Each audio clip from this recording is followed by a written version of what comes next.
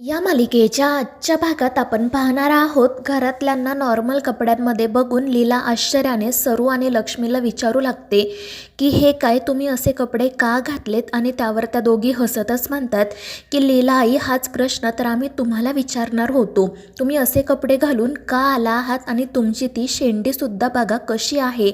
आणि मग त्या दोघी मोठमोठ्याने लीलावर हसू लागतात आणि यांनी आपल्याला फसवलं आहे हे कळाल्यावर लीलाला खूप वाईट वाटतं. मात्र ती काही बोलत नाही. तर घरातील सगळेच जण लीलाकडे हसत बघत असतात. मात्र आजी लीलाला म्हणतात की लीला तू हा जो काही लुक करून आली आहेस ना तो खरं तर गमतीशीर आहे, मात्र त्यात सुद्धा तू खरंच खूप सुंदर दिसते. आणि मग त्यानंतर लीलाचे बाबा तिला विचारू लागतात की लीला अगं हे सगळं काय आहे, तू पार्टीमध्ये अशी का आली. तर कालिंदी म्हणत असते की अहो ही तुमची लेक आहे ना, चांगली गोष्ट कशी बिघडवायची तिला चांगलंच माहिती. आणि ते ऐकून एजे रागातच कालिंदीकडे बघतात, त्यामुळे ती गप्प बसते. तर दुर्गा मध्येच म्हणते की तुमची ही लेक आहे ना इथे आल्यापासून अशीच वागते, कारण तिला नेहमीच आमची इज्जत धुळीत मिळवायची असते. मात्र त्यावेळी एजे म्हणतात की बस कर दुर्गा, आता खूप झालं. आणि ते ऐकून दुर्गा गप्प बसते. तर किशोर हसतच लीलाकडे बघत असतो आणि मनाशी म्हणत असतो की एजे आजची पार्टी तर धुळीत मिळणारच होती आणि त्याची सुरुवात लीलाने स्वतःपासूनच करून घेतली आहे. आता पुढे बघा काय काय होतंय ते. तर लीला रडतच सगळ्यांकडे बघत असते आणि मग ती खाली मान घालून तेथून जाण्यासाठी निघते. दुसरीकडे रेवती घरातच असते. तर यश तिला सतत कॉल करत असतो. मात्र रेवतीला दुर्गाचं बोलणं आठवत असतं आणि त्यामुळे ती यशचा कॉल काही रिसीव करत नाही. मात्र यशसुद्धा गप्प बसत नाही. तो पुन्हा पुन्हा रेवतीला कॉल करू लागतो, मात्र रेवती काही कॉल रिसीव करत नाही.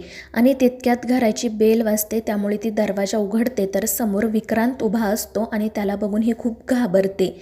तर इकडे लीला रडतच तिच्या खोलीत जाण्यासाठी निघते आणि तिच्या पाठोपाठ एजेसुद्धा. सगळेच जण त्या दोघांकडे बघत असतात. मात्र वरती गेल्यानंतर लीलाचा पाय मुरगळतो आणि तिला चालताही येत नाही. पण तितक्यात एजे त्या ठिकाणी येतात. ते लीलाला आधार देतात. मात्र लीलाला तरीही चालता येत नसते, त्यामुळे ते लीलाला उचलून घेतात आणि सरळ बेडरूममध्ये घेऊन जातात. आणि हे बघून तीनही सुनांना आश्चर्याचा धक्काच बसतो. दुर्गा तर रागातच या दोघींकडे बघत असते. तर त्या म्हणत असतात की वहिनी आता यात आमची काही चूक आहे. तर दुसरीकडे कालिंदी मात्र मनाशी म्हणत असते की ही लीला ना लहानपणापासून अशीच आहे, चांगली गोष्ट कशी वाईट करायची हे हिच्याकडूनच शिकायला हवं. दुसरीकडे विक्रांतला समोर बघून रेवती पटकन दरवाजा बंद करण्याचा प्रयत्न करते. मात्र विक्रांत दरवाजा ढकलतो आणि आतमध्ये येतो. रेवती मोठ्याने ओरडणार असते, मात्र तितक्यात विक्रांत तिच्या तोंडावर हात ठेवतो आणि तिला म्हणतो की अगं जरा गप्प बसता, मला तुझी माफी मागायची आहे. मात्र रेवती त्याच्या तावडीतून स्वतःची सुटका करते आणि मग घरात ज्या काही वस्तू असतील त्या त्याच्यावर फेकायला सुरुवात करते. मात्र विक्रांत तिचा हात पकडतो आणि मोठ्याने ओरडतच तिला म्हणतो की मी काय बोलतोय आधी ऐकून तर घे. पण रेवती म्हणत असते की मी ताईला इथे बोलावून घेईल. तर विक्रांत म्हणतो की ठीक आहे, मग तुझ्या आधीनं मीच आरडाओरडा करतो आणि सगळ्यांना इथे गोळा करतो. लोकांना पण कळू दे आईबाप घरात नसताना एक तरुण मुलगी तरुण मुलाला घरात बोलावून काय करते येते. आणि विक्रांतचं हे बोलणं ऐकून रेवती खूप घाबरते. तर विक्रांत हसतच तिला विचारत असतो की कोणाला बोलवायचं आपण इथे. एजेंना बोलवायचं की तुझ्या त्या बॉयफ्रेंड यशला बोलवायचं. आणि ते ऐकून रेवतीच्या तोंडून तर शब्दच फुटत नाही. दुसरीकडे एजे लीलाला खोलीत घेऊन जातात. तर लीला रडतच त्यांना मिठी मारते. ती म्हणत असते की एजे मला माफ करा. तर एजे तिच्या डोक्यावरून हात फिरवत तिला शांत करतात. लीलाला मात्र घडलेल्या प्रकारामुळे खूप वाईट वाटत असते. दुसरीकडे लक्ष्मी आणि सरू म्हणत असतात की या एजेंना काय झालं आहे ना काही माहीत, आपण काही केलं तरी ते लीलाच्या जवळच जातात. आणि तितक्यात दुर्गा त्या ठिकाणी येते. ती या दोघींवरच ओरडते आणि म्हणते की तुमच्याकडून तर काही होणार नाही, त्यामुळे आता जे काही करायचं आहे ना ते मीच करते. आणि मग ती रागातच तेथून निघून जाते. इकडे लीला रडतच एजेंना म्हणत असते की एजे बघा ना मी कशी आहे, एक नंबरची धांदरट, एकही काम नीट न करणारी, कसा लुक करून आली आहे मी, असं कोणी पार्टीत येतं का. खरंच मी तुम्हाला अजिबात शोभत नाही, माझ्यामुळे तुमचा अपमान झाला. मात्र एजे शांतपणे तिच्याजवळ बसतात आणि तिला समजावत म्हणतात की लीला लीला अगं हा फक्त एक लूक आहे, तू ओव्हर थिंक करू नको. पण लीला म्हणत असते की एजे मी ओव्हर थिंक करत नाही आहे, खरंच माझ्याकडून ना खूप मोठी चूक झाली, मी अशी कशी वागू शकते तेच मला कळत नाही. आणि मग ती पुन्हा रडू लागते. दुसरीकडे लीलाचे बाबा आजींची माफी मागत असतात आणि म्हणत असतात की आमच्या लीलाकडून जी चूक झाली त्याला माफ करा. पण आजी म्हणतात की तुमची लीला नाही तर आपली लीला, लीला आमचीसुद्धा लेक आहे ना, आणि तुम्ही काळजी करू नका. अभिरामने ही पार्टी लीलासाठीच ऑर्गनाईज केली होती. आणि मग आजी त्यांना असंही सांगतात की आता अभिराम आपल्या लीलाच्या सोबत आहे, त्यामुळे आता आपण तिची काळजी करायची काही गरज नाही आहे. आणि ते ऐकून बाबांना आनंद होतो. कालिंदी मात्र मनाशी म्हणत असते की यांच्या या लेकीचं एवढं सगळं चांगलं सुरू असतानासुद्धा यांना तिचीच काळजी आहे, मात्र माझ्या रेवची कोणालाही काळजी नाही, तिचा तर कोणी विचारही करत नाही.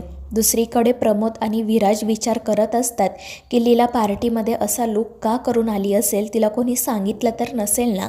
आणि मग त्यांची खात्री पटते की हे सगळं नक्कीच आपल्या बायकांचं काम असणार. तर हे सगळं किशोरही ऐकत असतो आणि हसतच म्हणत असतो की हे कोणी का केलं असे ना, मात्र लीलाचं हसू तर झालं आहे. इकडे ही लीला तोंडावर पडली आणि तिकडे तिची बहीण आत्तापर्यंत तोंडावर पडली असणार. तर दुसरीकडे विक्रांत रेवला धमकी देत म्हणत असतो की आपण एक काम करूयात, तुझ्या त्या बॉयफ्रेंडलाच इथे बोलावून घेऊयात, थांब मीच त्याला कॉल करतो.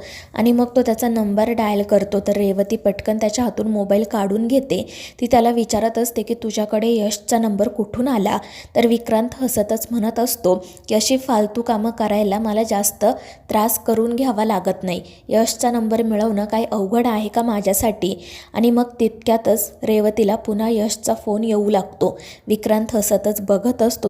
तर रेवती पटकन जात तिचा मोबाईल हातात घेते आणि कॉल कट करते. तर विक्रांत म्हणत असतो की अगं तुझ्या या बॉयफ्रेंडला माझ्याबद्दल कळायला नको का. मात्र रेवती म्हणत असते की तुझ्याबद्दल कळायची काही गरज नाही आहे. आणि तिचं ते बोलणं ऐकून विक्रांतला समजतं की रेवतीने यशला त्याच्याबद्दल काही सांगितलेलं नाही आहे. आणि त्यामुळे तो खूपच खुश होतो आणि हसतच म्हणतो अगं म्हणजे तुझ्या प्रेझेंटला तुझ्या पास्टबद्दल काही माहितीच नाही आहे वाटतं. आणि मग त्यानंतर रेवती त्याला विनवणी करून तेथून जायला सांगते. तर विक्रांत म्हणत असतो की आत्ता तर मी इथून जातोय, पण मी लवकरच परत येईल हे लक्षात ठेव. आणि तो हसतच घरातून बाहेर पडतो. तो म्हणत असतो की रेवती आज तुझं खूप मोठं सत्य मला कळालंय, आता बघ मी या सगळ्याचा कसा वापर करतो ते. तर इकडे रेव खूप घाबरलेली असते आणि रडतच म्हणत असते की यश मला तुला भेटायचे, मला तुझी खूप गरज आहे. दुसरीकडे लीला आणि एजे बोलत असतात. लीलाला खूप वाईट वाटत असते आणि ती स्वतःलाच घडलेल्या प्रकारासाठी दोष देत असते. ती म्हणत असते की एजे खरंच ना मी तुमच्यासोबत राहू शकत नाही, खाली जे लोक आहेत ना तीच तुमची फॅमिली आहे, मी तर ऑडमॅन आऊट आहे. आणि मग ती एजेंना सांगते की एजे तुम्ही जा बाहेर, मला एकटेला इथे बसू द्या.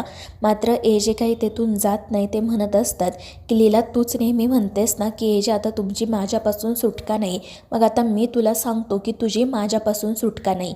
तर मित्रांनो, या मालिकेच्या पुढील भागांच्या अपडेटसाठी आपल्या चॅनेलला सबस्क्राईब करा.